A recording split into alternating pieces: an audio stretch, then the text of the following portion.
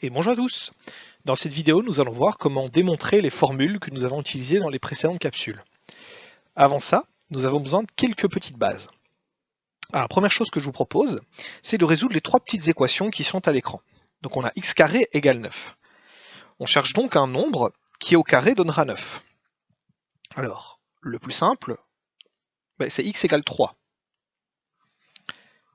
3 au carré nous donnera bien 9. Mais il existe un deuxième nombre qui a un carré égal à 9. Et ce nombre, c'est moins 3. Vous le savez depuis longtemps, lorsqu'on élève un nombre négatif au carré, le résultat sera toujours positif. Alors le 3, comment nous l'avons trouvé? Eh bien c'est la racine carrée de 9.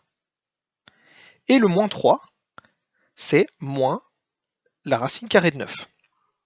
Nous avons donc deux solutions différentes, 3 et moins 3.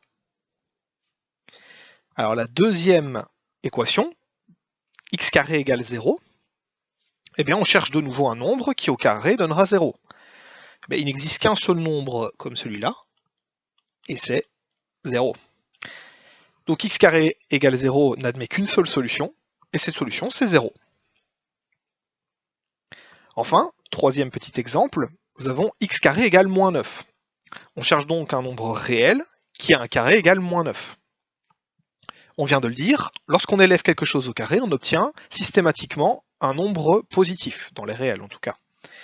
Il est donc impossible de trouver un nombre qui au carré donnera moins 9. La solution, c'est qu'il n'y en a pas.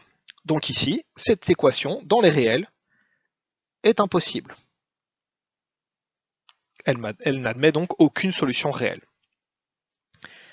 La conclusion de ces trois petites équations, c'est que si nous avons une équation du deuxième degré, x carré égale a, si notre a est négatif, comme c'était le cas à droite, x carré égale moins 9, alors notre solution est vide. L'équation n'admet aucune solution. Si le a est égal à 0, c'est le cas de l'équation du milieu, notre unique solution sera 0. Si le a est positif, comme c'était le cas dans notre première équation, nous aurons deux solutions. La première, comme notre x égale 3, ce sera la racine du a. Et la deuxième, c'est la version négative, c'est-à-dire moins racine de a. Nous pouvons observer que, comme nous l'avions vu dans les précédentes capsules, qu'il y a plusieurs possibilités à une équation du deuxième degré.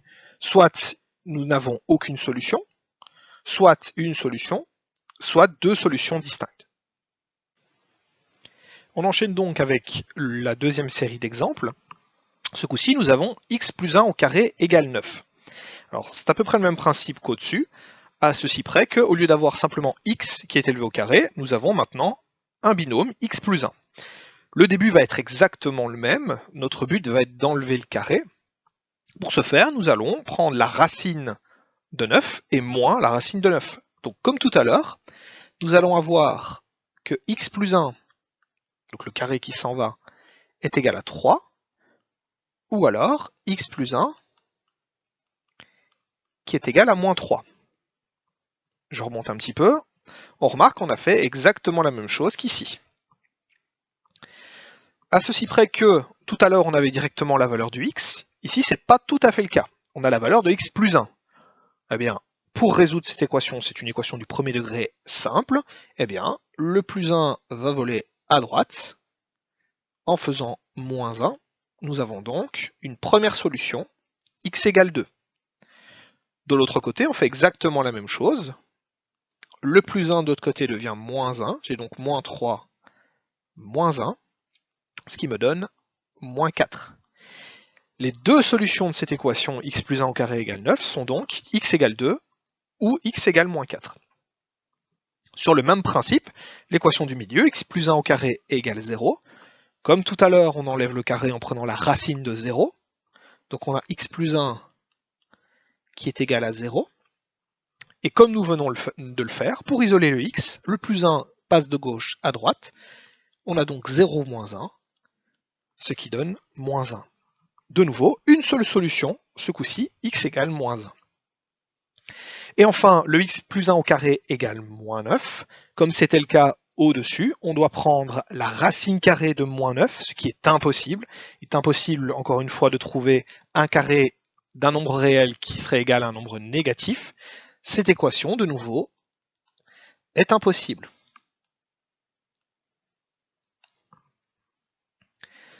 En conclusion, eh bien, si notre a est négatif, comme tout à l'heure, donc pour l'équation de droite, notre équation est impossible. La solution est donc égale à l'ensemble vide. Donc il n'y a donc aucune solution. Si le a est égal à 0, nous avons donc ici le plus 1 qui est devenu un moins 1. Notre plus 1 correspondait en fait à z, donc notre solution c'est moins z. Et il n'y en a qu'une seule. Et donc si le a est positif, comme nous l'avons fait dans l'équation de gauche, la première chose va être de prendre la racine carrée positive ou négative de notre a. Donc je commence par la racine carrée positive de a. Et ensuite, d'enlever le 1, c'est-à-dire ici d'enlever le z. Donc racine de a moins z. Ça c'était pour la partie de gauche. Pour la partie de droite, c'est exactement le même principe, mais avec la racine carrée négative du a, et de nouveau enlever le 1, c'est-à-dire ici enlever le z. Nous nous retrouvons alors avec les deux solutions que nous avions obtenues, c'est-à-dire 2 et moins 4. Comme tout à l'heure, nous avons les trois issues possibles. Si le a est négatif, il n'y a pas de solution, l'équation est impossible. Si le a est nul, alors l'équation n'admettra qu'une seule solution, qui n'est pas forcément 0, comme tout à l'heure. Et si le a est positif, nous obtenons de nouveau deux racines distinctes, deux solutions distinctes. Et maintenant, on va pouvoir attaquer le gros morceau de ces petites équations, c'est-à-dire la démonstration des formules que nous avions vues précédemment. Alors pour ça, on va prendre l'équation générale du deuxième degré, c'est-à-dire ax carré plus bx plus c égale 0. Alors, ce que nous allons faire pour pouvoir essayer de démontrer ces formules, c'est se retrouver avec un cas comme celui-ci, c'est-à-dire avoir un binôme au carré qui est égal à un nombre. Alors, pour ce faire, la première chose que nous allons effectuer, c'est une mise en évidence. Donc, dans ce cas-ci, nous allons mettre A en évidence. Pour mettre A en évidence, je vais diviser le ax carré, le bx et le c par A. Donc si j'ai ax carré divisé par A, j'obtiens simplement x carré.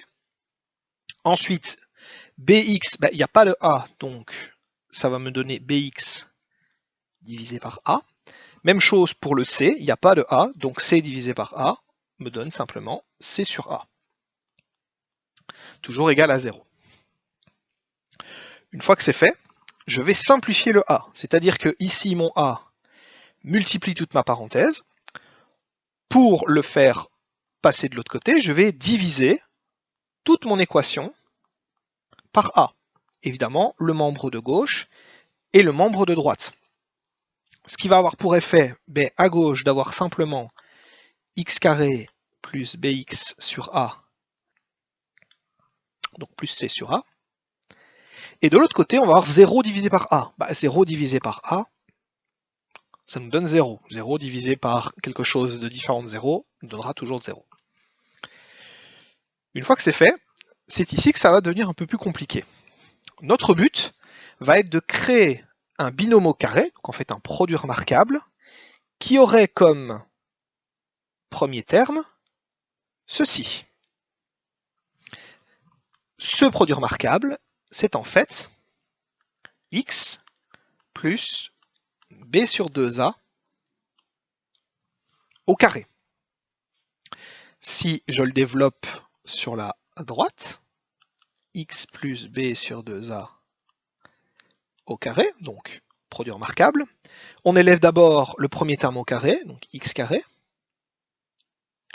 plus 2 fois le premier fois le deuxième, donc 2ab, c'est-à-dire ici 2 fois x fois b sur 2a, plus le deuxième au carré, c'est-à-dire b carré sur 4a carré. 4a carré, c'est 2a, le tout au carré, bien entendu. Si j'observe mon deuxième terme, c'est-à-dire celui-ci, je peux simplifier le 2 qui est là avec le 2 qui est là. J'obtiens donc x carré plus b sur a fois x plus b carré sur 4a carré. Si j'observe, la partie ici est la même que ma partie en jaune à gauche. J'ai donc bien mes deux termes dans mon produit remarquable. Le problème, c'est que ici, moi, j'ai b carré sur 4a carré. Là, j'ai c sur a. Donc ce c sur a, il fait partie intégrante de mon calcul. Je dois le mettre. Problème, c'est que dans mon produit remarquable, j'ai un b carré moins 4a carré qui apparaîtrait si on le développait. Je dois donc le retirer pour éviter de modifier mon calcul. Donc en fait, le b carré sur 4a carré de mon produit remarquable, je vais le retirer ici pour le faire disparaître. Et tout ce joli petit monde est toujours égal à 0. Une fois que c'est fait, je vous rappelle que mon but, c'est d'avoir un binôme au carré qui est égal à un nombre. Eh bien, je vais isoler mon binôme au carré. Donc, isoler ceci. Je vais donc avoir x plus b sur 2a, toujours au carré, est égal, et donc mon c sur a et mon moins b carré sur 4a carré vont aller à droite. Mon b carré moins 4a carré va donc devenir positif, et à l'inverse, mon plus c sur a va devenir moins c sur a. Une fois que c'est fait, je remonte dans mon KB pour voir un petit peu ce dont j'ai besoin. Ici, j'avais un seul terme à droite. Il m'en faut donc un seul à droite ici aussi. J'ai deux fractions qui sont soustraites.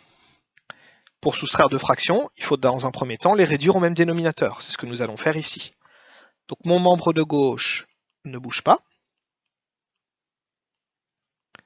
Et mon membre de droite, eh bien, le dénominateur commun entre 4a carré et a, ça va être 4a carré. Je vais donc avoir b carré sur 4a carré, moins, pour passer de a à 4a carré, je dois multiplier par 4a. Je vais donc avoir moins 4a fois c. b carré moins 4ac. Si vous avez bon souvenir, ce b carré moins 4ac, nous l'avons déjà rencontré. C'est notre delta. Donc nous allons, à partir de maintenant, poser, donc dire que delta, c'est b carré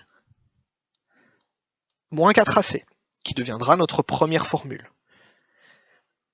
À gauche, je peux donc dire que x plus b sur 2a au carré est égal à delta sur 4a carré. Je remplace en fait b carré moins 4ac par delta.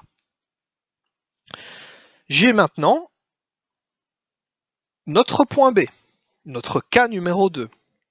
C'est-à-dire que j'ai un produit remarquable qui est égal à un seul terme. On va donc appliquer exactement ce que nous avons fait au cas numéro B. Première chose, enlever le carré.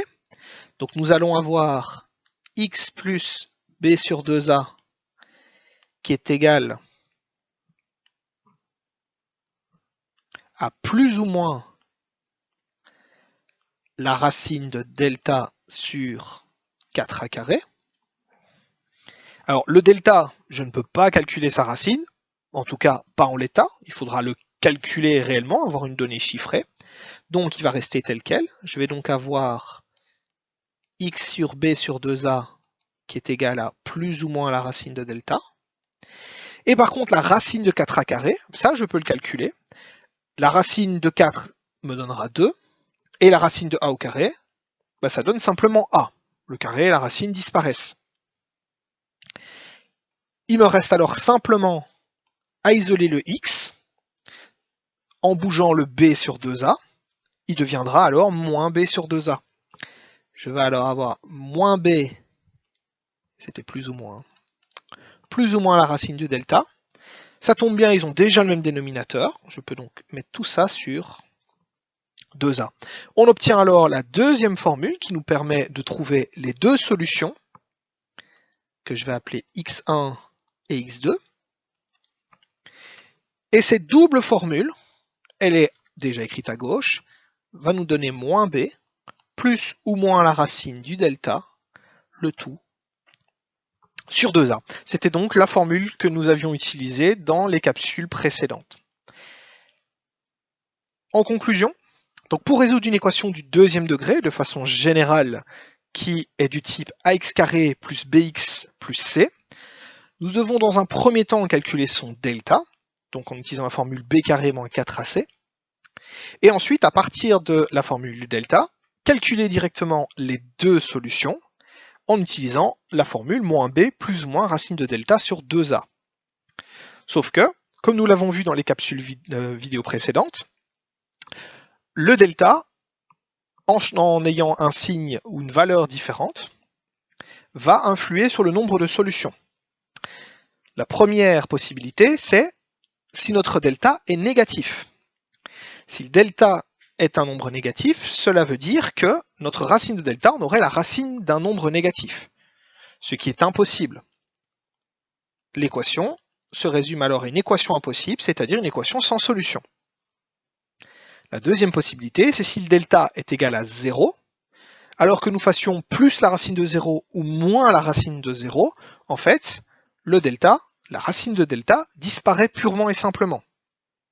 On obtiendrait alors moins b sur 2a, tout simplement. Et ce serait alors notre unique solution.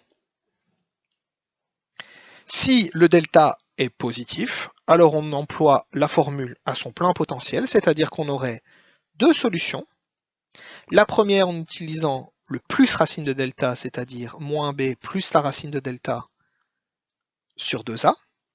Et la deuxième solution en employant le moins racine de delta, c'est-à-dire moins b moins racine de delta sur 2a. On se retrouve bien dans les trois situations vues précédemment, c'est-à-dire une première situation avec un delta négatif où l'équation est impossible, donc il n'y a pas de solution.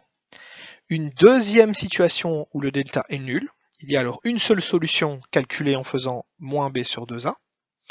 Et la troisième possibilité où le delta est positif, il y aurait alors deux solutions réelles, calculées en faisant moins b plus la racine de delta sur 2a, et l'autre, moins b moins racine de delta sur 2a. Nous avons enfin démontré ces formules et vu comment résoudre une équation du deuxième degré de façon générale. Merci d'avoir suivi cette vidéo et bon travail!